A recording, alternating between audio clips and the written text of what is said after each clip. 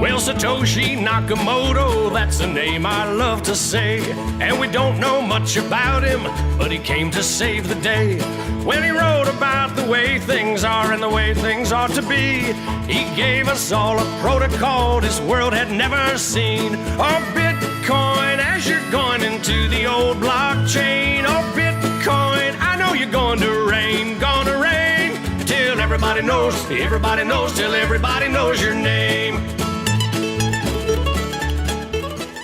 Elon has decided to insert himself into Bitcoin for some reason and to try to make it about him. And the point is that Bitcoin is about nobody in particular. It's a decentralized network. There is no center to the network. And a lot of people were fearful and saying, oh my gosh, don't upset Elon. You know, he might sell. He bought some Bitcoin. So Bitcoin is about faith, and it's about getting rid of fiat money, and it's not about fear. And people need to disabuse themselves of having this fear of somebody like an Elon because they think he is somehow instrumental in Bitcoin. He's not. Michael Saylor is not. The Winklevi twins are not. Max Keiser is not. A lot of people trust Elon for some reason. I think that trust is misplaced. This is the motto of Bitcoin. You verify, you don't trust. And if you're trusting people, you're going to get led astray, and you're going to end up regretting it. Learn it yourself. Take the time and do the right thing instead of taking shortcuts by trusting random celebrities or whatever. This is a story people don't understand, that actually Bitcoin is green. It is, yeah. It uses renewables, and it goes and seeks out where there's excess energy that's not being used. Bitcoin acts and it forces us as an ecosystem to go collect energy in the most efficient ways we can, because we haven't had investment to go out and get those as much as Bitcoin is prompting us to finally do. The thing that a lot of people don't understand about Bitcoin is that it seeks the cheapest source of energy. And a lot of that cheap energy is the energy that would otherwise get wasted. And a lot more energy is wasted than Bitcoin takes up by like many orders of magnitude. I don't think he's at all interested in the truth. He's making his own narrative. And this is what every altcoin personality ends up doing. Is Roger did that with Bcash, Vitalik did that with Ethereum, Charles Hodgkinson did that with, why can't I remember? Elon wants to do that with Doge. He's like trying to tell people that he's like meeting with Doge devs and everything else, despite there having been no commits to Dogecoin in like 2 years. I hope he goes all in on Doge. Do it, man. And make all those Doge people very happy, and then disappoint them slowly over a very long period of time. Only Bitcoin is decentralized. Nothing else is. Fiat money is not, gold is not, and the altcoin, certainly no altcoin is decentralized. Only Bitcoin is truly decentralized. And Austin is a bit of a victory lap because, as you know, for 10 years, since Bitcoin was $1, we've been saying to buy Bitcoin, that it's going to compete, if not replace gold, that'll become legal tender, it'll become the Bitcoin global standard. And now you've got countries like El Salvador, and now Paraguay just announced that they're also adopting Bitcoin as a legal tender. So there's another 8 countries in the region that are going to go Bitcoin, hyper-Bitcoinization. This is the beginning of a global Bitcoin standard. We won. We won this race. All the fiat money's on the back foot. Gold is not doing anything. The altcoins, as they're called, whether it's BCH or BSV or Ether or Cardano, they claim to do things that Bitcoin can't do. But now Bitcoin has proven that it can do everything any of these things can do, but it can do it a lot better. So there's no use case for those altcoins whatsoever. I don't think many of them will be around in 2 or 3 years' time at all. There's positivism, which says that the government gives you the right to do X, Y, or Z, or have X, Y, or Z. And there's the natural law philosophy, which says that we have these rights already, and that the government can't take them away. That is indeed what this country was founded on. Right? Bitcoin is a natural law money. The dollar is a positivist money. One is used to control, one is there to give you freedom. Every evil authoritarian regime has been positivist. You think about Nazi Germany or Soviet Union or any of these places where they commit these atrocities. I represent those who are looking to destroy central banks because they are the root of all of the problems of inequality, all the problems of the environment, all the problems of over-militarization. Pretty much everything that you can put your finger at and say, this stinks. It has a root cause in money printing from irresponsible central banks. And now we see the results. We see rioting in cities all over America. We see 90,000 dead from opiate overdoses last year, and that number is rising. We see the income and wealth gap skyrocketing to levels beyond even the robber baron era. Now, Elon has to ask himself, does he really want to be on the side of those who are attacking human rights around the world? Which he, at the moment, that's what he's done to throw 5 billion people, under the bus effectively and give them a big fuck you. It's despicable. 150 terawatt hours a year to secure a global value network that frees 7 billion people from the tyranny of centralized governments and centralized banks. It's 0.1% of all energy globally expended currently. Are we willing to take the step off planet kleptocracy? Musk is saying, no, I want to stay tethered to a planet of oligarchs, elites, aristocrats, and carbon credits. We have the ability for altruism, but we don't use it. That's the tragedy of it all. But it's been overridden by this incredible monetization of war and violence, which is very easy to profit from war if you print the money to go to war. Now, if you get rid of that and demonetize war and violence, and you monetize love, peace, and altruism, you're going to have an evolutionary step change, which is what we're on the verge of. And Elon is just putting his foot in the way. He's putting his thumb in the pie, whatever it is. He's getting in the way. He's becoming an obstructionist because he's a narcissist. It's all about him. It's like, don't be such a, 2-year-old whiny little cuck. Just get off the playing field if you can't handle it and let us get on with it.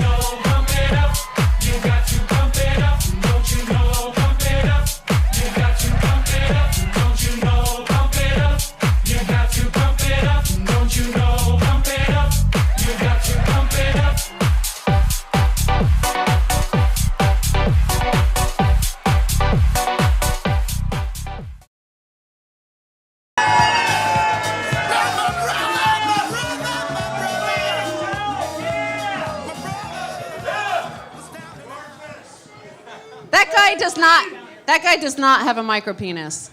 No. So my hair went fucking flat outside and it turned orange. Like, what the hell, right?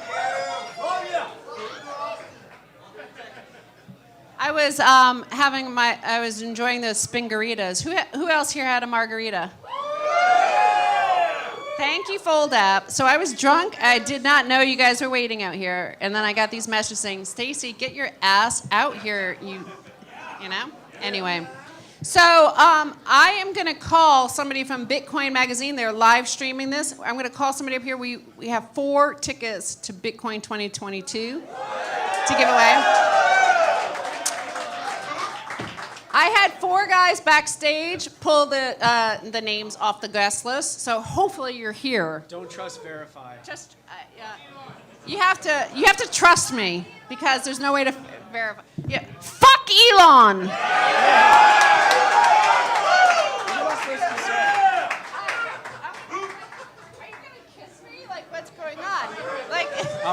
Bitcoin Magazine's really friendly. They're like, hey. I've got the 4 names for you here. I'm like Vanna White or something. It would be my pleasure.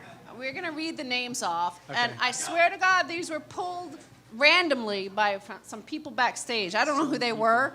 Like, they were some dudes. But the first guy is a man, like, I think. Anyway. What's that name?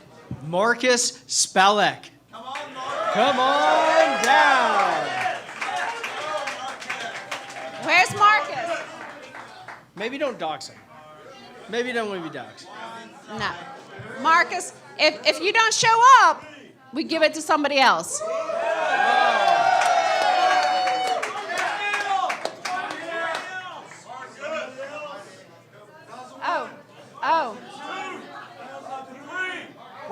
counting to? What are we counting to?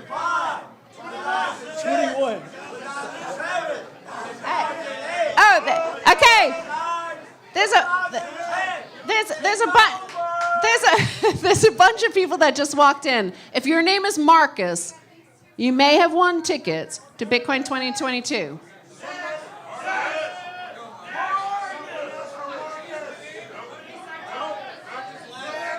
Next. Okay, next.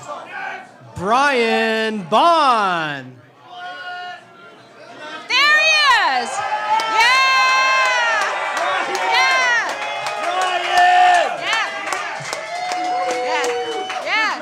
Congratulations. Hell of a You won guy. tickets to Bitcoin 2022. Thank All you so right. much. Thank you. All Say right. fuck Elon.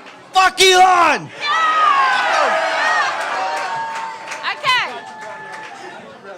Okay. The next one, if you can say that. Shelly McElligut. Shelly! Shelly!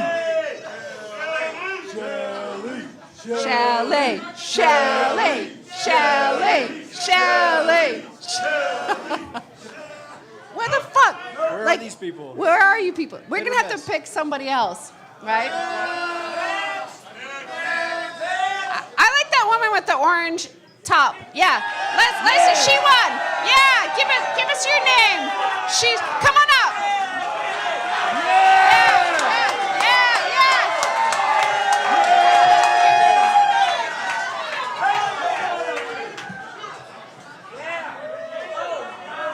You have to say fuck Elon. Say fuck Elon, and you got it. You have to swear. Fuck Elon!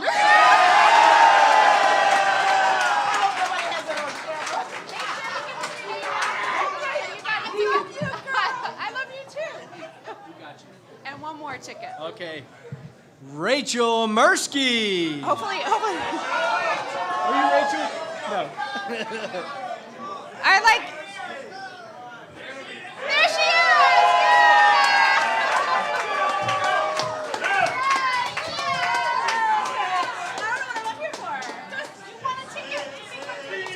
Oh, fuck yeah! Fuck Elon. Fuck Elon and go fold, baby! Spin the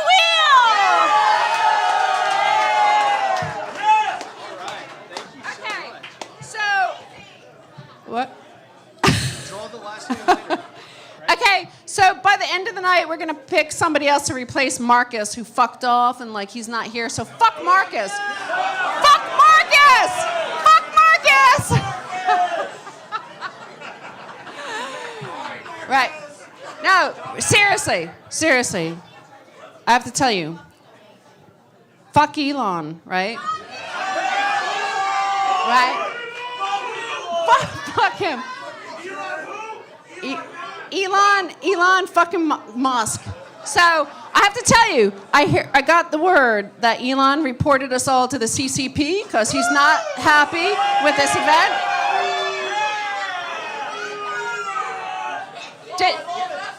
Did you hear that story? That he asked the Chinese government to basically deplatform people who were complaining about him and his company. So.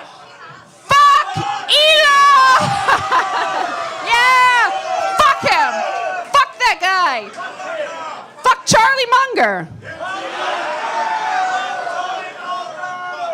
Fuck Warren Buffett!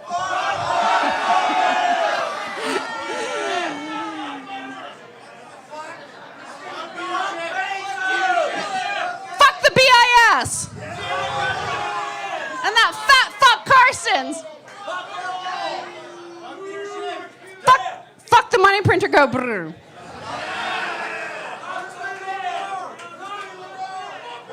Fuck Christine Lagarde. No, fuck the CCP and fuck all those people, right? George Carlin, he started that first. I didn't know it when we didn't know he stole his shit, but he said fuck Lance Armstrong, fuck Tiger Woods, fuck our heroes, right? Because Bitcoin has no heroes. We just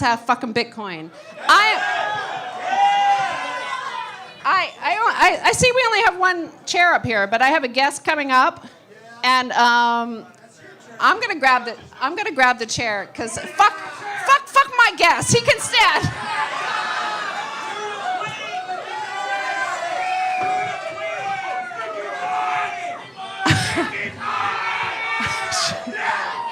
Jesus Christ. I'm Her Royal fucking Highness, Stacy Herbert. Yeah! This guy is like, yeah, he's my muscle. Don't fuck with me. You fuck with him. And fuck with him. Yeah, this is number 2. Okay. Jeez. Whoa, you guys. Oh, we found Marcus. Fuck Marcus!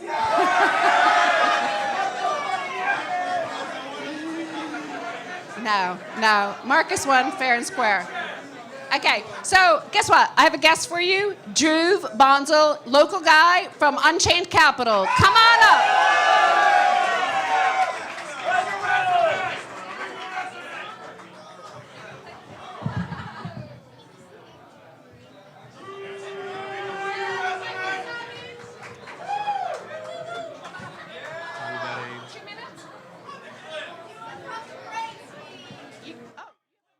Like the hash rate must go up in Bitcoin. That's Right. what Bitcoin wants. But you said Bitcoin wants energy. You're giving it anthropomorphic qualities. You're referring to it as a hungry entity already. In many ways, it is. Yeah. Okay. So is it sentient? Is it self-aware? It reacts. In that way, it's alive. It rebalances itself based on global efforts by millions of us who actually know about it today. So in that sense, it's reactive. I don't know that it's alive yet, but I do see it lifting us up in very many ways. Maybe it just incentivizes us to go get energy cheaper and faster and better than we've ever had to before. Because today, if you were to unlock a big supply of energy in some location, what could you do with it? You need a market to sell that energy in. But no matter where you harvest the energy, if you can burn it by mining Bitcoin, you can get revenue from that. This is a story people don't understand, that actually Bitcoin is green.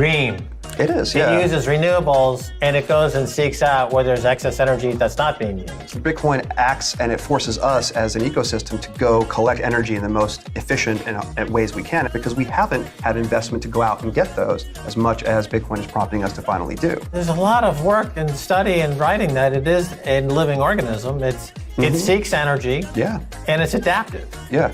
It has many qualities that one ascribes to a living organism. Or maybe the organism is Bitcoin, the miners, the users, the society it's embedded in. And the 1,000-year-long millennia story of Bitcoin is the expansion of that organism to new locations in space to harvest new amounts of energy. I think we're going to be colonizing the moon pretty soon. Mars is a skip, hop, and a jump from there. So you can't take gold because it's too heavy.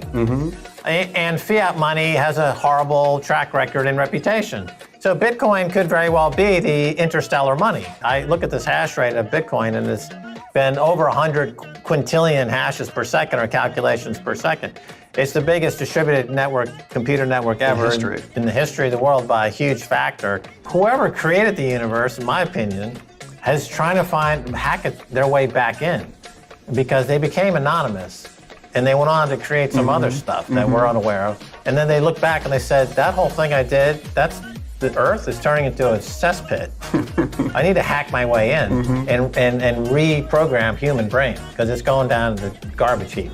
Whatever block number it is, we're going to take a different angle toward life and escape our destiny as it is right now of death. We won't think about money. We will think about it differently, certainly. We'll all be a part of the collective If we go from the west back to the east, we'll be just grooving on the wave of our own collective enchantment. All the way to the stars.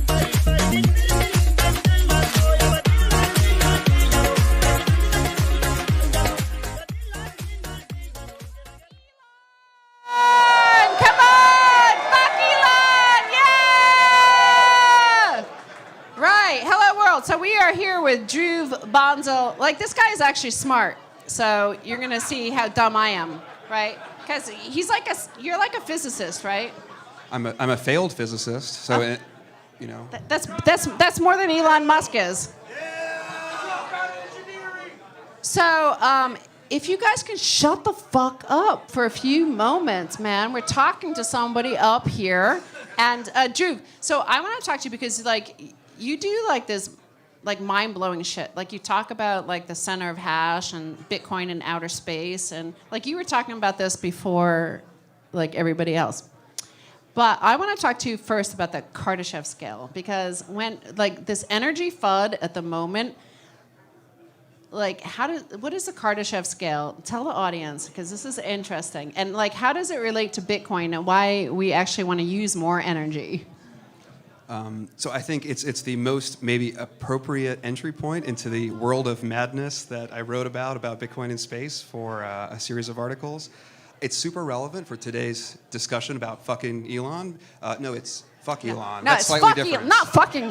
That's slightly different. Nobody fucks Elon. Nobody does that. We fuck Elon. But it's super relevant to this Elon situation because, so I'll say this part early and then hopefully y'all will forget it and forgive me and so on, but I'm rather an admirer of Elon Musk in many ways. Yeah. I think he's done incredible things for many fields of technology, including space travel, something I'm obviously a big fan of with the kind of stuff that I write about. But at the same time, it's only more remarkable that someone as intelligent, accomplished, clearly able to do research at such a tremendous level makes such boneheaded errors and assertions when they discuss or think about a topic outside their experience. On some level, it's mundane to sound like a fool when you talk about something you don't know about well. And it's rather entertaining, I think, when our heroes do it. And that's why, of course, in Bitcoin, we slay our heroes. Yes. Slay our heroes. Fuck Elon. But also it's also important to educate. So coming around to your question around the Kardashev scale for when Elon inevitably stumbles in and Hey. wants to learn. Yo, back there, shut the fuck up. I learned that in Queens, you know. Shut the fuck up, motherfucker. Okay. No, so. Okay. So no, because this is important shit. Kardashev scale. You're not going to learn anything like this anywhere else. Okay. I'll keep the nerdy parts brief for the folks in the back. But so the Kardashev scale, it's just an imprecise definition, but a simple one. 1.0 is a civilization. It's a measure of a civilization that uses energy on a planetary scale, loosely defined. 2.0. So our planet is Earth, right? Earth, yeah. And we'll come back to what we are here in a second. So 1.0 would be the full energy usage of a planet, like Gaia, civilization, Trantor, that Star Wars city that I forget the name of. Two would be the full energy of a star, like an entire solar system, like a whole another level up. 3 would be an entire galaxy, right? We live in a galaxy full of hundreds of billions of stars, all of them being used somehow for this civilization. That's 3. This is a scale that spans a huge range, you can tell, but you can interpolate. So you can be 1.5, which means you're like between a full planet and a full star, okay? Some people say, again, this is a very imprecise scale, it's just to get a handle on these ideas. Some people say that we are a 0.7. So we're not even using the full energy of our planet today. That explains kind of the sorry situation we all live in.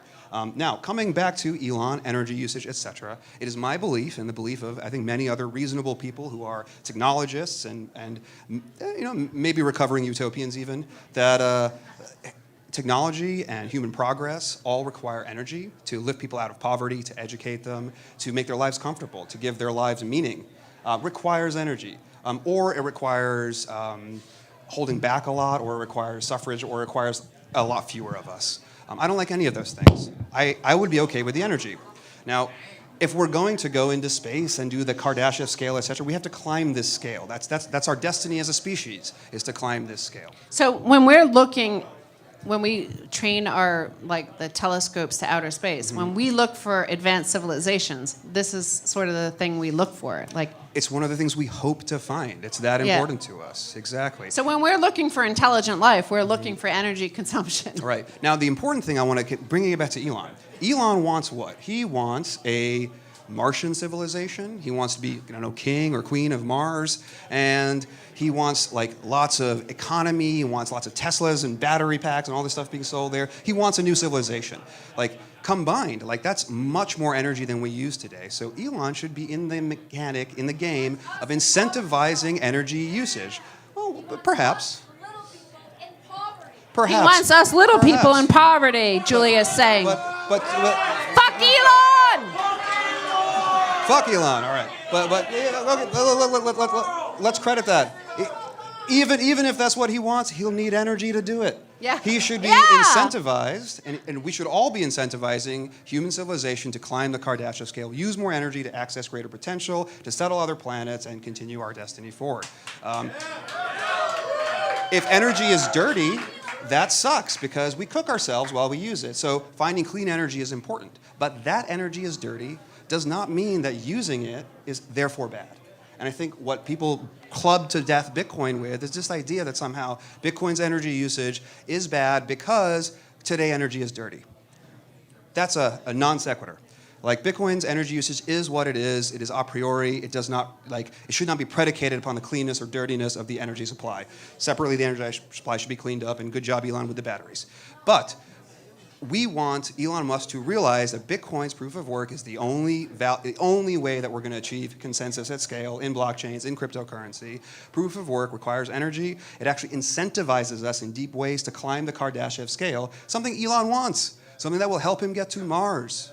Yes. Elon should be here tonight. He should be listening and learning and trying to understand and fit in. And he should only want to learn more then, right?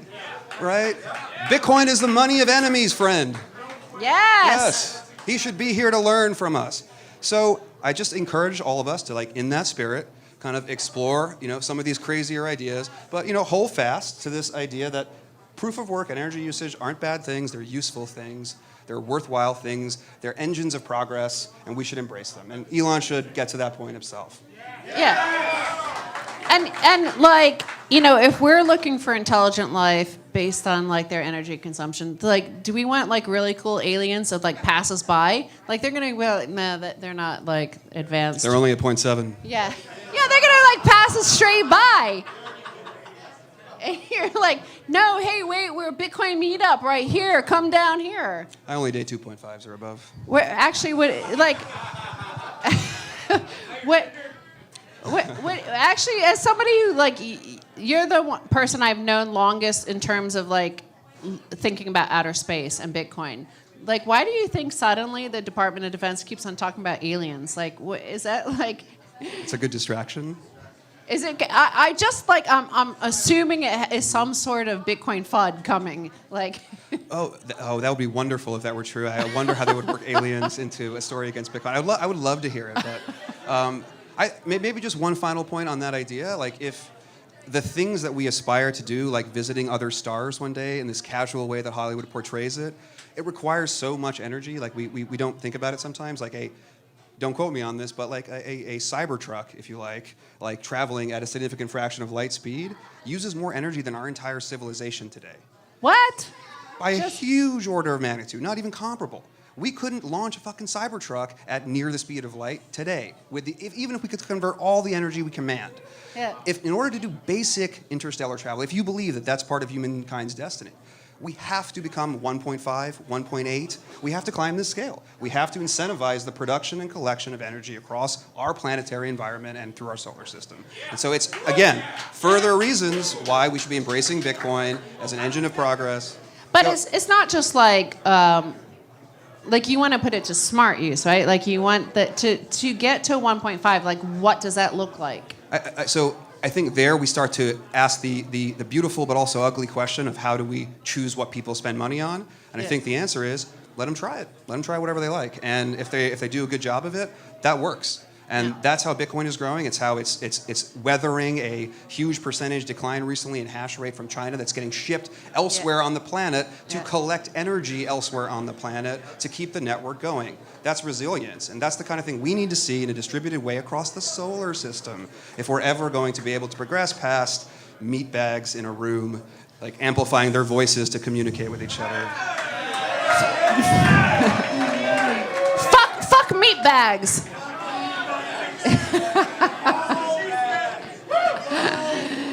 Right. Now, the thing I want to ask you here is when you talk about space travel, is getting to Mars actually possible? Not for robots, apparently. Why? What happened? Did I miss something? No, we've sent robots to Mars. Yeah. Yeah. We Oh, haven't so it's possible for them. Oh, yeah, we've been there, sort of, with robots. We've never sent human beings there, and that's really exciting and awesome. It requires lots of energy, and I applaud Elon's efforts at privatizing the space industry to make us more efficient and get there.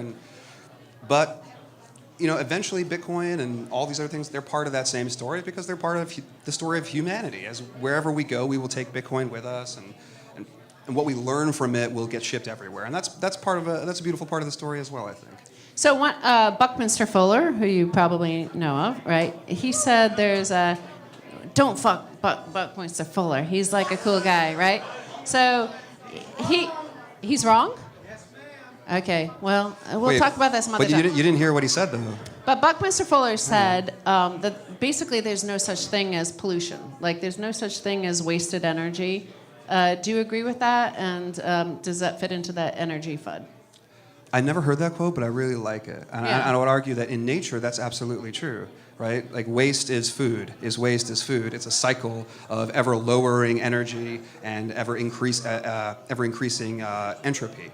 Mm-hmm. Life is a machine that manufactures entropy, and it uses energy to do that. So it's another, if we think of life in that way, systems which use energy are good things. Now, locally, there's pollution. Life can have cancer. It can eat itself. Yes. Like life can be healthy and unhealthy. The argument is not that pollution is inherently a good thing. That's, I think, taking probably too far. The idea is that it's not automatically a bad thing. It's just something that's happening, and yes, we should probably seek to correct it, but sometimes it's the symptom of a system that's growing, right? Learning how to become better. Like we can run, semiconductor plants off of hydroelectric power that's super clean and wonderful, but we needed to go through the Industrial Revolution and burn coal and blacken cities to do it. Yes, That doesn't mean we have to keep doing that. We can learn from that mistake.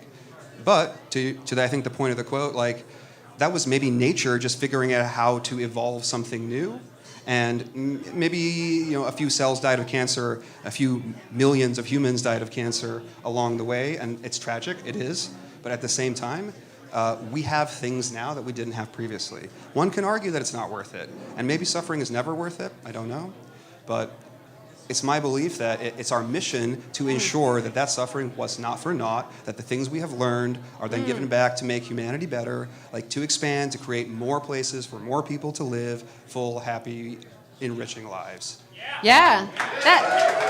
And that's throughout society. When we, as a society right now, we're looking back on a lot of the horrible things we did in the past. But, it's all an evolution to a point where we're getting better and better with everything, whether it's technology or society or how we interact with each other. And we used to be barbarians out and killing each other over a tree. Yeah, we used to be 0.1. Exactly. Yeah, exactly. So we're always evolving there. But with you also talk about this center of hash. So the hash rate we saw and the difficulty adjustment just declined immensely. How do you put that into the entropy story? So I want to talk about entropy, because entropy, this is something that humans have, even when we were just 0.1, we were fighting against this, right? We somewhere instinctively understood entropy. And we found gold, and gold has very low entropy compared to a lot of the other things around us. Shells or salt or whatever else we use for money. Because you're a physicist, explain to the audience entropy and how Bitcoin fights that. Why it's important for money. I think Bitcoin and entropy are related. I would question whether Bitcoin fights entropy, whether entropy even deserves to be fought. Perhaps it needs to be accepted. Yeah. As we say, if life is a thing that makes entropy and can't exist without making entropy, how can we classify the inevitable byproduct of our own existence as something to fight against? Yeah.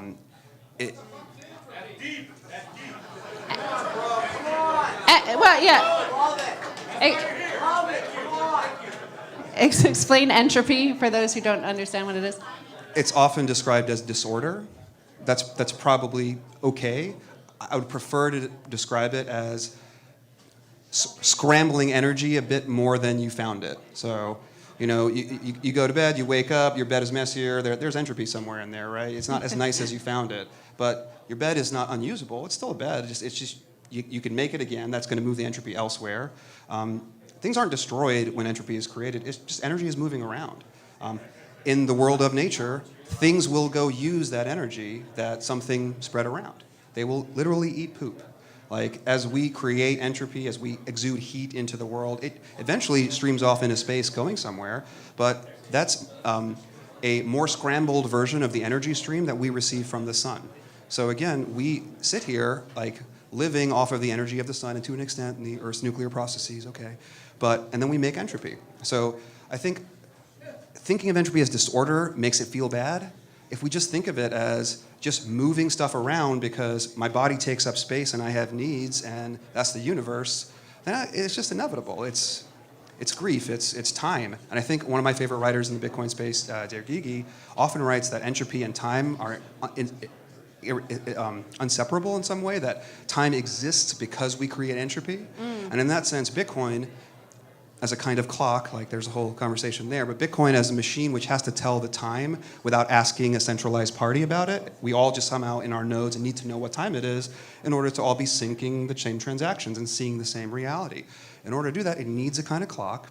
In order to do that, it needs to manufacture entropy. In order to use that, it must use energy. Like in a sense of another writer, Brandon Quitton, like Bitcoin is alive in this sense. It uses energy to make entropy. In a broader sense, it's part of the it's part of the superorganism of our civilization. It's just another aspect that uses energy, but perhaps it's like a nervous system in some ways. It's like a meaningful, I think that's actually something that Max suggested in our last conversation. But we don't understand it well enough to know what it is, other than it's bloody useful and resilient. And instead of resisting it, we should seek to understand it. Yeah. So that's part of the problem with the fiat system is we have individual humans like Jerome Powell at the top of it, and they see the entropy and they can't not do anything. They want to intervene and stop it and direct it and say, no, we don't want this bank to die. Fuck JP Morgan. Like, I mean, Bitcoin just like that. The constantness of it. I think you're right. I think there's a sense that a lot of people perhaps, that's my wonderful product of life, but that's your shit. It's like I'm using energy over here to make humans better, but you're just wasting it, right? It comes back to how do we choose how to spend resources, and I think even when people are well-intentioned, like that urge to like. You can't spend resources freely on this thing that is harmless in other ways, other than it uses resources that you earned and choose to spend. Like that's an impulse that I think should be curbed a little bit. And Bitcoin turns that natural impulse, which of course is actually the impulse to make money. We make money by running Bitcoin and investing in it and building services around it. And no one is in charge. There's no Jerome Powell. We're all sort of in charge collectively. It's a magical thing that has never existed before. And the fact that it uses energy shouldn't be thought of as a limitation of the version 1 thing. It should be thought of as an essential insight that Satoshi had to make in order to solve the problems that they were trying to solve. And therefore, again, we should seek to understand instead of resisting this aspect of it. Yeah, I mean, that's, as you started at the top of the interview here, is like, it's like, fuck Elon, but it's like, it's fuck anybody who tries to intervene in that entropy, in the system. It's just like... Especially if it's only because it makes entropy. If it like only because of what? Especially if the reason that they give for like why they don't like it is that it doesn't use energy, or excuse me, that it uses energy. Yeah. I mean, I myself felt this way when I first discovered Bitcoin. I was like, seems cool. It would be better if it didn't use energy, obviously, but then it takes a long time to understand. First, why not using energy actually causes immediate short-term problems like in proof of stake and long-term like. The long-term reality of Bitcoin is protected by its usage of energy. And then you start to, once you think about it enough, you start to connect it to all these other aspects of what energy means and is either philosophically, morally, or like practically in our civilization. And it starts to feel like a solution instead of a problem. Right. So I know everybody is like eager for the big event of Max Keiser coming up. So we're going to wrap this up, but I wanted to ask you to say like what your company is and tell us a little bit about Unchained Capital. Sure. I mean, in a word, let's see if you can see it here. Oh, Friends Don't don't let let friends friends sell Bitcoin. That's it. Like, fuck Elon. We're not selling. We're not selling. No. So our company is a financial services company. We're based here in Austin. There's many of our core team members are right here in the audience for you to interrogate and ask questions about.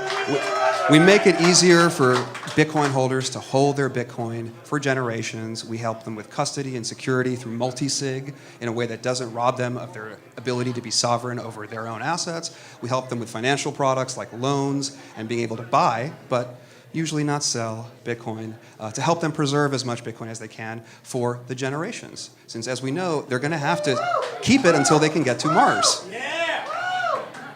By the way, we don't encourage you to sell your Bitcoin, but you can spend some here with Sticky Buds. By the way, DJ Sticky Buds, if he never takes requests. He never takes requests except for you tonight if you're willing to part with the 1 million sats. So just so you know. But yeah, thanks a lot, Juve Bonzel. I think thank you, everybody. It was a great talk, and thank you so much. Yeah. Go to Unchained Capital. Yeah, thanks. All right. Good job, bro. Good job. Now you're gonna get a quiz, by the way, on the way out. Everybody has to know what entropy is. You don't fucking know, do you? This guy was like shouting the whole time. He didn't hear a fucking word. No. It's like, stop fucking screaming and listen to the show. Right. So. Right. So, Max is coming up soon, and you know what? Guess who's coming up? Who here is Generation X or Boomer? Yeah! Boomer! Yeah! Boomer! Yeah! All right. Okay. You remember when MTV was like really fucking cool? Like that was like Bitcoin talk, like sort of fucking hot. It was like the best thing in town. Like, we've got somebody joining us on stage. His name is Adam Curry.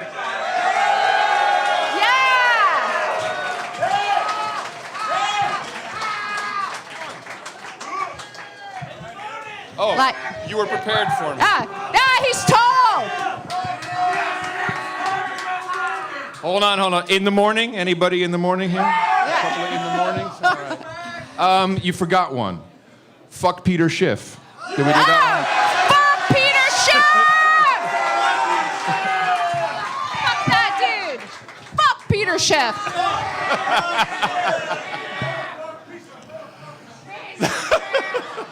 I like Adam was just on Joe Rogan's show, and he said, Joe, you might think Max Keiser's crazy, but he has Stacy Herbert. Yeah.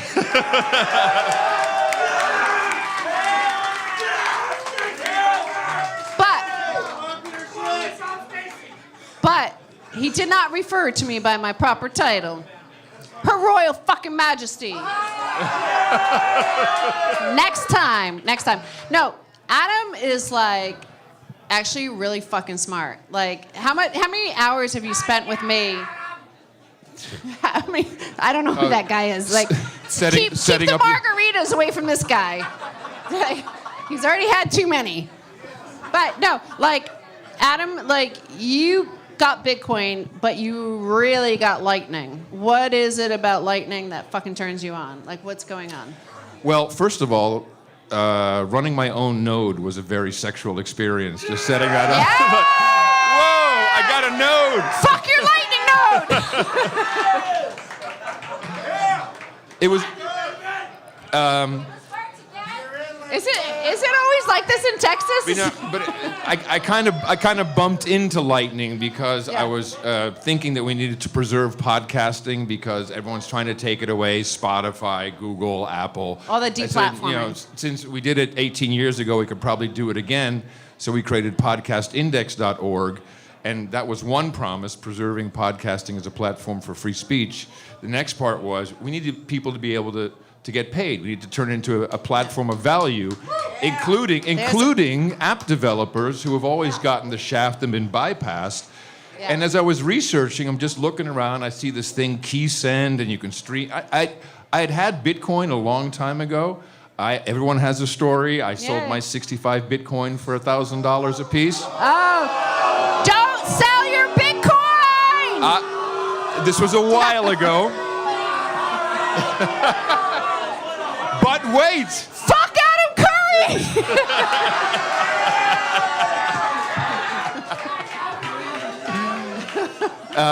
During the pandemic, my wife Tina and I bought into Bitcoin. We said, wait a minute, this is a good time to do it. And then as I was starting to look into how we could do some kind of real-time payments, I saw the Lightning Network, and it just sucked me in completely. I was like, holy shit, this is it.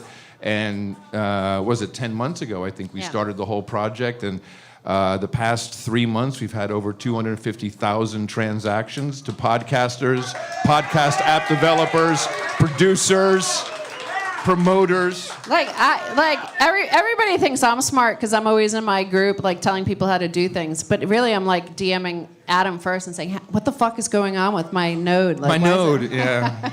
He does. I'm always happy to help you with your node problems.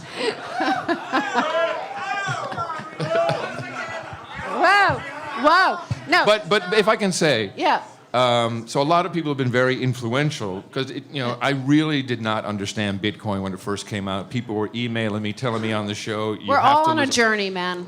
And the journey eventually came around, and it was, of course, Bitcoin standard, Seyfried Moose. I read that. Yeah. But I have to say, it's you and Max that really. I'm not sucking up. Yeah! Fuck Max and Stacy! The Max's broad view and philosophical part, and of course, we only are a few years apart, maybe 5. Yeah. So we can, when he does musical references, I get him. Nobody else does. I actually was telling Bitcoin Chris, I was like, hey, Janis Joplin went to school here, and he's like, who? And I was like, fuck Bitcoin Chris. Fuck that guy. He's like 15 years old. He's young. So for us to be, at a middle age in our life and to be doing absolute fucking punk shows in Austin, Texas. These people think I'm 25. It's really exciting. It really is. And look at this beautiful crowd, man. Hello, Austin. Austin. Nice looking gang. Nice. Damn, this is nice. Yeah, no, Max is because he did, what do they call that? Oh, kind of like he did it on the radio show. What do you call that person? A DJ, host? A disc jockey? Disc jockey. He had all the Lawrence Welk albums. Yeah. I'm sure of it. No, he was at WNYU. Oh, yeah. Hey, everybody, WNYU. Max Keiser here. Yeah. Spinning the wax for you. Yeah. Mm-hmm. That was him just being one of these Westchester fucks, I finally broke out of my mom's suburban home, and I'm in Manhattan, and I'm a dude. Were you calling him during the show? No, I was like a kid. I was younger. That was the thing back when you were on the radio back in the day. It was like the girls calling up at night. Yeah. Hey, baby, how you doing? You want to come see the studio? Come on, take it easy. You got calls in this? Of course. All disc jockey. That's why you get it. There's no money in disc jockeying, believe me. Fuck, I didn't know this shit. No money in that. Right, so shut the fuck up! Okay. No. So, but tell us what you're doing with Lightning, because in the podcasting index. So any Joe Bag of Donut out here, you're making a podcast? How does it help them? So and what do you you're fucking the middleman. Yes. Tell these people who the middlemen are that you're fucking. Fuck the middleman! The middleman is PayPal, Patreon. Fuck PayPal, fuck Patreon, fuck Spotify, Apple, Google, fuck Amazon, Apple, Google, every other cocksucker that's doing this shit. Yeah, fuck it. Them. Oh my God. I'm 15 again. Yeah, the girls are gonna call you up at night. Can they come to your studio? Except for Tina's gonna be there kicking your ass, so don't fucking She call her. taught me how to talk like this. What are you talking about? So here's the beauty of it. First of all, we have the podcastindex.org. We have over 4 million podcasts listed. It's immutable. It's not going away. We're distributing it so no one can ever cancel you from podcasting. Yeah. We have now over 20 new apps that you can find on our apps page, podcastindex.org, or an easy way to remember, newpodcastapps.com. Yeah. And about 7 of them now have built-in what we call value-for-value streaming payments. So the whole problem with what Apple is doing or any type of purchase of digital media is Silicon Valley, big tech, determines the price. So they say, if you go, I'll date myself, but one of my favorite songs is I Want to Hold Your Hand by the Beatles. And it's 99 cents, but I would pay $99 for that time and time again. But they don't let me. I can't determine the value, which is up to me. Yeah. So with No Agenda Show, we kind of pioneered this about 13 years ago. We said, just send us whatever the show is worth to you. And we've been doing it now for 14 years. Kids have gone through college. We're doing okay. This is the same system on a micro level. So the minute you use one of those new podcast apps, which is also a wallet, it's a Lightning wallet. Yep. So we have Breeze, we have Sphinx, we have Podfriend, we have CurioCaster, we have, Podstation, Podverse. You press the play button, you determine how many Satoshis are going to that podcaster per minute. So you can do 50 or 100. Then we have a button, a boost button, which you can set at 500 or 1,000. So if you think somebody's cool, you hit it. The podcaster can now also see this. So, wow, someone really, or people really like what I said at, this moment. Now, here's the great part. We're going to apply it to music, too. We have digital splits built right in. So if you want to, so you and Max have a show together, you'll take 60%, obviously. Max will take 30. And then you'll give 10 to some hookers and blow. Yeah, fuck Max! But through Podcast Index and the value block, that happens in real time. So people are sending direct from their wallet 3 separate payments, cutting out ASCAP BMI, cutting out the Harry Fox agency, the whole intermediary business that takes people's money away from them is now going to change. And of course, they buy all the fucking politicians. Like all those. I don't pay attention to those guys. Yeah. He's right. You know what? There was some sort of app where you can enter a Twitter handle and you could tell whether the person was right or left, Democrat or Republican in the U.S. And the person I entered who had they couldn't identify what. I'm politically androgynous. Yeah. Oh yeah. Wow, that's pretty sexy. Hold on a second. Fuck Elon! Yeah! Fuck Elon! Good. All right, I had to get it out of my system. Yeah, I'm surprised. I meant to ask you as soon as you came on here, but that clock up there, we have 7 minutes before Max Keiser comes on. Everybody's expecting that. We're gonna play a video of Max, but in the last few moments here, Adam, where can people send you sats? Now, just take a look at podcastindex.org. There's a lot of cool people. It's open source. The similarities between podcasters and Bitcoiners, RSS, Lightning, it's all kind of part of the same thing. And that's why big companies and big banks hate what we're doing and try to obfuscate, take stuff away. But it's clearly not working. Podcasting's been here for 18 years. We're just improving it. Max and I first met in 2003, and we started making what would become known as a podcast. We were making a radio show, and we would put MP3 files up on our website. There was no RSS feed. Not then, no. And we had to keep it under 4 megabytes because everybody had, dial-up. Yep. So it was it would take 10, 15 minutes to download. So it's come a long way. But the censorship resistance is really important in this day and age. Oh, that's the big thing, and we had to do this. Podcasting with Podcast Index is literally the preservation of freedom of speech, and it's not anywhere else. I mean, yeah, there's some, you can get social networking with Mastodon and the Fediverse, which I encourage. Of course, we use it. But podcasting is, all you need is, as you say, your MP3 file, a text editor. Yeah. Just to make an RSS, if you don't have a tool for it, and just put it on some kind of web server. These days, anybody can do that. And I think you have to show me how to do that bit. I don't know this text editor thing. After your Node lesson, yes. No wonder nobody's subscribing. No, I'm only joking. I know, you're all listening. Get Max on Joe Rogan. What the fuck is wrong with Joe Rogan? Like, why doesn't is he afraid of Max or what? Well, Joe has had a number of Bitcoiners on. I don't think he's really that interested. So, honestly, I would love to see you and Max on. That's why I suggested it. Because, you know, you clearly can keep Max on the rails, and Joe is a very smart guy, and he would really like it if he paid attention to what Max is saying.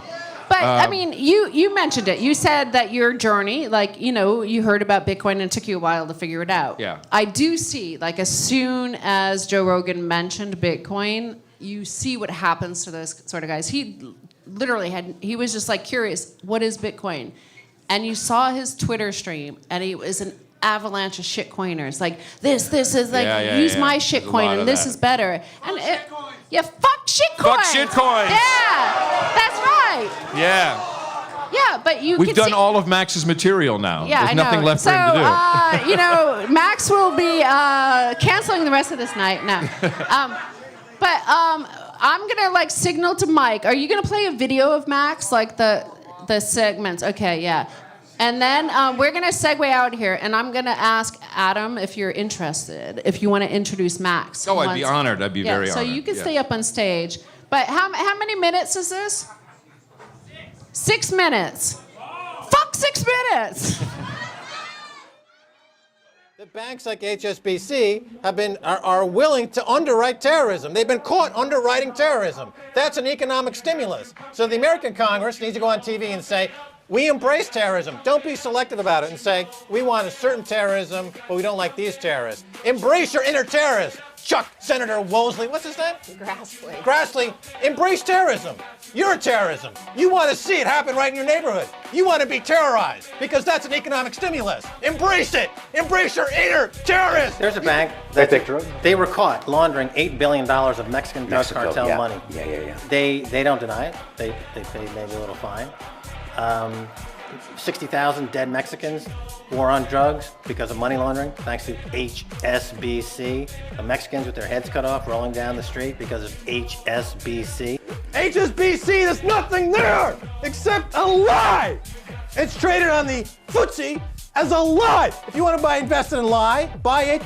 Buy it. My God, that's a lie. It's a lie. It's a lie. They're lying. There's nothing there. It's a piece of dirt. If you buy that stock, you're buying financial terrorism. Don't you understand that? Do you value your children at all? Or do you want to see them sent to a concentration camp? Wait, I forgot. Dancing with the Stars is on. Never mind. Okay, so are they the biggest? No, there's one even bigger. It's called Wachovia Bank. They were caught laundering $400 billion in Mexican drug money. They were bought by Wells Fargo, which is now the biggest shareholder, is Warren Buffett. At Warren Buffett's annual meeting where he's playing little ukulele, singing about Charlie Munger's cock he's got in his mouth. Did he happen to say, oh, I just bought Wells Fargo. They laundered lots of drug money. Mexicans are dead. Happy me, I'm Warren. Happy Warren, happy Warren. I kill Mexicans. No, he didn't say that, did he? No. But he's complicit. He's complicit in their murder. Okay. He's complicit in the gun running that goes between America and Mexico. He's a terrorist. And I don't use that term loosely. Heads of Bank of America, HSBC, Barclays, Lloyds, Royal Bank of Scotland, they are financial terrorists. The fact that George Osborne allows terrorism right here in London, unchecked, just running amok in the city, is unconscionable. It's tyranny. The people in this country should be outraged. In cyberspace, the Baron of Bitcoin, the man who has taught me everything I know, about Bitcoin, please welcome to the stage for his punk stage dive, God knows what he's gonna do, the one, the only, Max Keiser!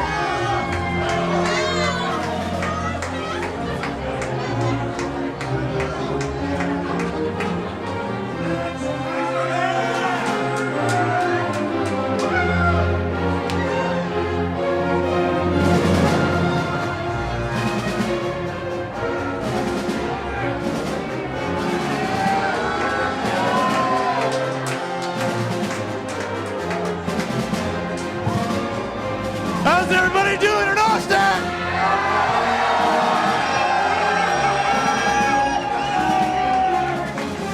I've come to bring a message from Satoshi to you, to all of you. Let's talk about some basic truths about Bitcoin. First of all, Bitcoin is designed to be attacked. Attack us, bitch! Elon, you fucking cunt, come and get me! Peter Schiff, you fucking talentless prick, come and get me! Come and get Bitcoin! It's unconfiscatable!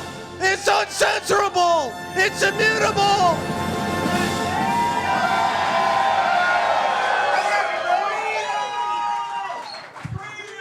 Yeah, it's freedom, baby. Freedom all the way. That's what we need. We need freedom. We need to touch freedom. We need to be freedom. We need to live freedom. With those orange pills you have in your hand right now, go ahead, put one in your mouth. Swallow it. Swallow the orange pill. Swallow the orange pill right now.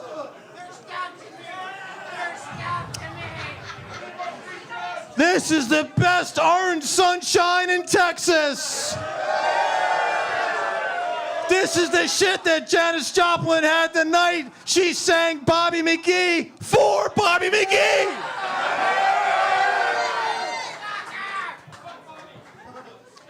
I love being attacked. I love it. I love the pain and the ecstasy of all the fiat bankers dying at my feet. Totally eviscerated by the protocol, bleeding out like stuck pigs that they are.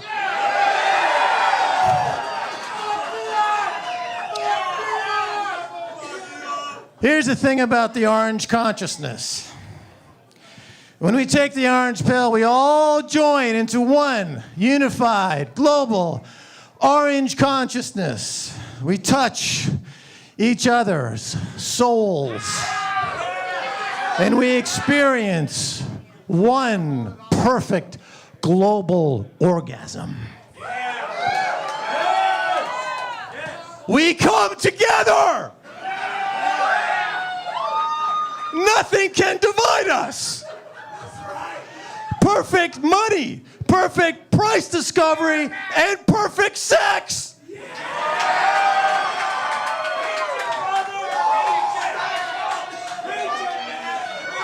Bitcoin is our superpower. We're all superheroes. I want to thank the city of Austin for allowing me to come here.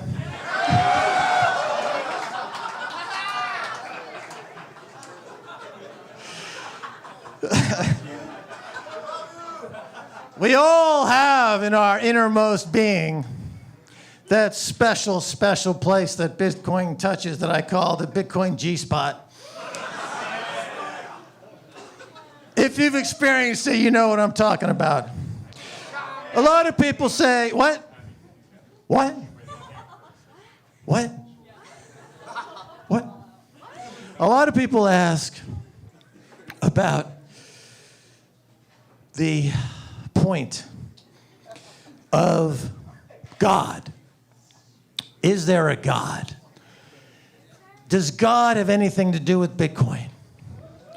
And I'm here to tell you something about God.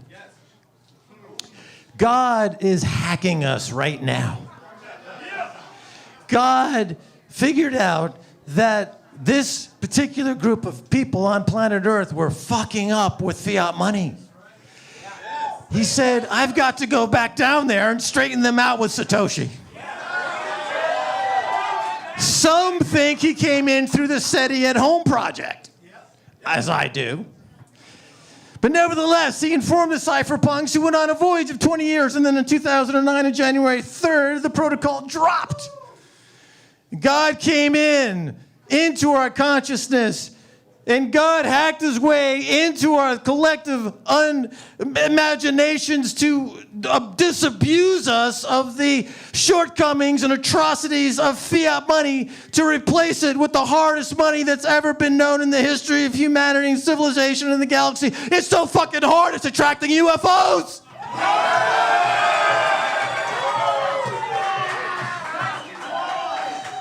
The aliens are here! And it's real! They're coming for our Bitcoin. Forget that $5 wrench attack that some chick posted on her Facebook to get some poor teenager to give her Bitcoin in the throes of his first orgasm. I'm not worried about that. I'm worried about the motherfucking aliens. They got spaceships, they got all kinds of shit, and they're here to steal my Bitcoin. And you know what I'm going to say to you? Fuck the aliens! Fuck the aliens! They're not going to get my Bitcoin. No! No! No! All right, we've got some celebrities here tonight. A man who's taught me a lot, everything I know about God. Jimmy Song, where are you, Jimmy?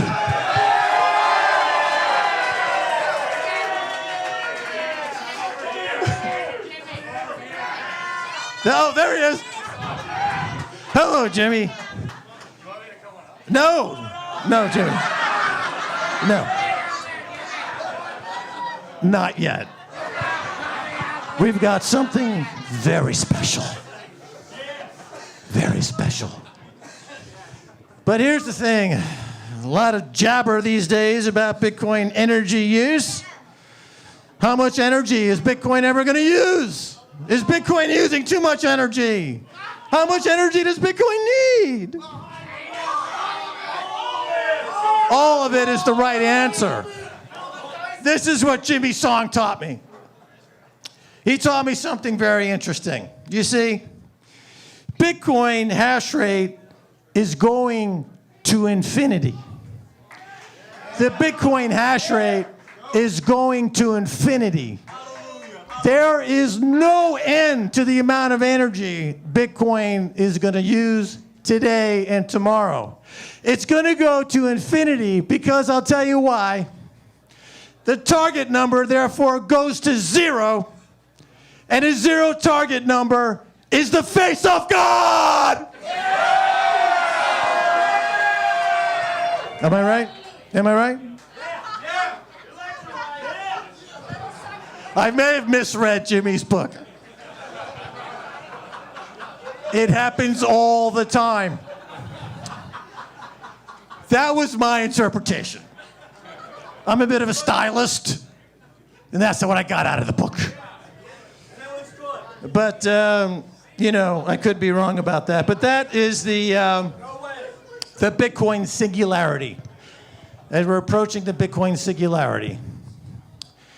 And that's when we all join hands and we all join consciousness.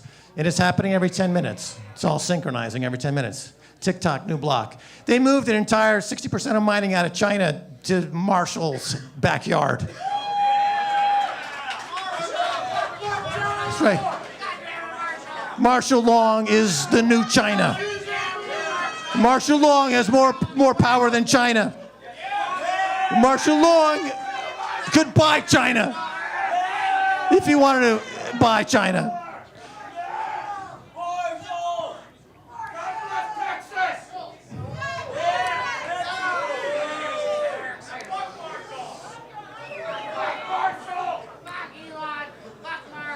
I want to get into a different topic. Where's my DJ? Sticky Buds. We're going to play a 2-minute audio clip to set up my bit. Hit it, maestro. We economic hitmen really have been the ones responsible for creating this first truly global empire. And we work many different ways. But perhaps the most common is that we will identify a country that has resources our corporations covet, like oil, and then arrange a huge loan to that country from the World Bank or one of its sister organizations. But the money never actually goes to the country. Instead, it goes to our big corporations to build infrastructure projects in that country, power plants, industrial parks, ports, things that benefit a few rich people in that country, in addition to our corporations, but really don't help the majority of the people at all. However, those people, the whole country is left holding a huge debt, and such a big debt they can't repay it, and that's part of the plan, that they can't repay it. And so at some point, we economic hitmen go back to them and say, listen, you owe us a lot of money, can't pay your debt, so sell your oil real cheap to our oil companies. Allow us to build a military base in your country, or send troops in support of ours to someplace in the world like Iraq, or vote with us on the next UN vote, to have their electric utility company privatized and their water and sewage system privatized and sold to U.S. corporations or other multinational corporations. So there was that whole mushrooming thing, and it's so typical of the way the IMF and the World Bank work. They put a country in debt, and it's such a big debt it can't pay it, and then you offer to refinance that debt and pay even more interest. And you demand this quid pro quo, which you call a conditionality or good governance, which means basically that they've got to sell off their resources, including many of their social services, their utility companies, their school systems sometimes, their penal systems, their insurance systems, to foreign corporations. So it's a double, triple, quadruple whammy. Fuck the IMF. Fuck the World Bank. Ladies and gentlemen, what we have going on right now is a tear in the fabric of the fucking psychosis we've all had to live with for decades, and that's happening right here in El Salvador. El Salvador. El Salvador. El Salvador is ground zero for the Bitcoin uprising. The global insurrection against banker occupation is happening right now in El Salvador. Hyper-Bitcoinization is happening right now in El Salvador. El Zonte, Bitcoin Beach, is the beginning of a journey against the final throwdown, against the final enemy, against the final battles with the biggest and the baddest and the central banks. So I'd like to bring up at this point to discuss this a little bit would be Christine Lagarde. Please come up to the stage.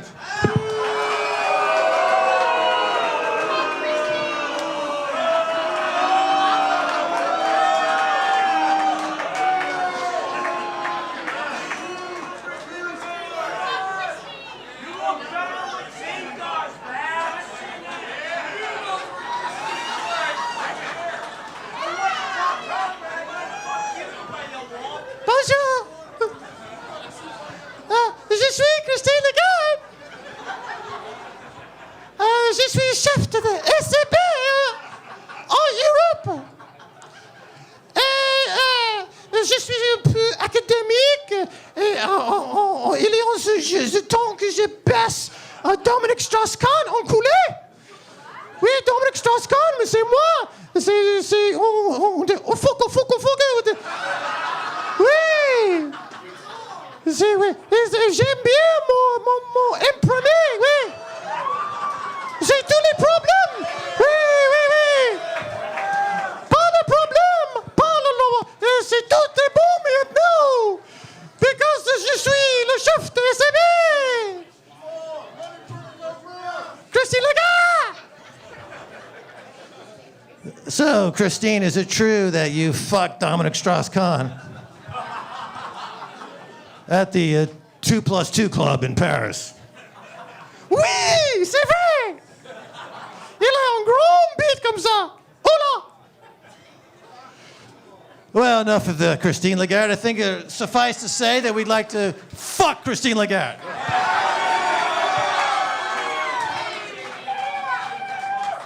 Getting back to El Salvador, and then I will leave you.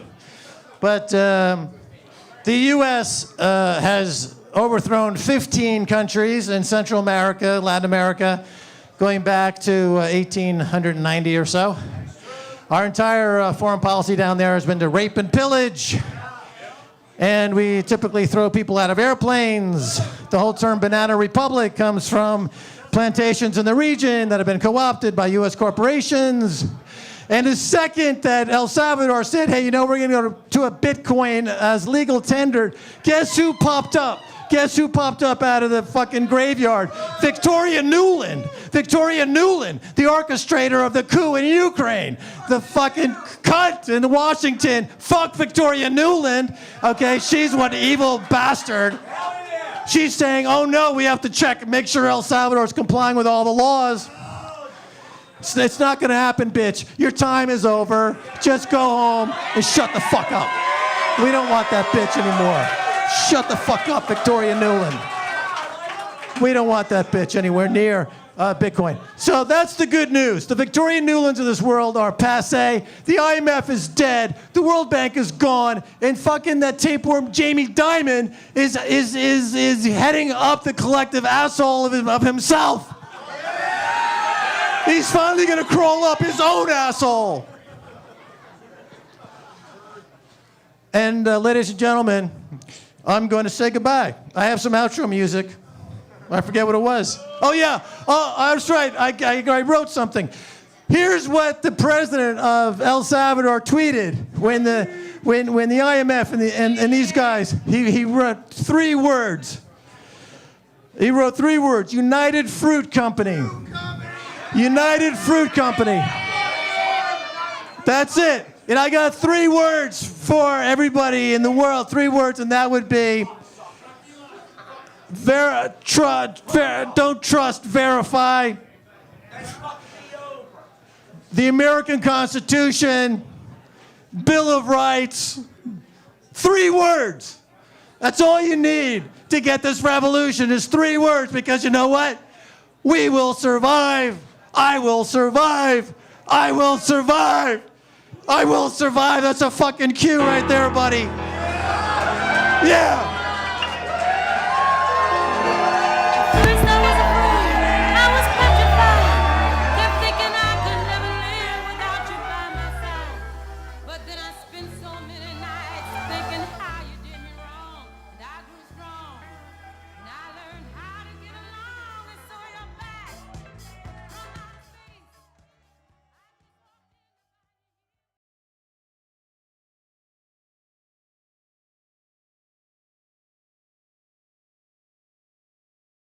You pump it up, don't you know? Pump it up.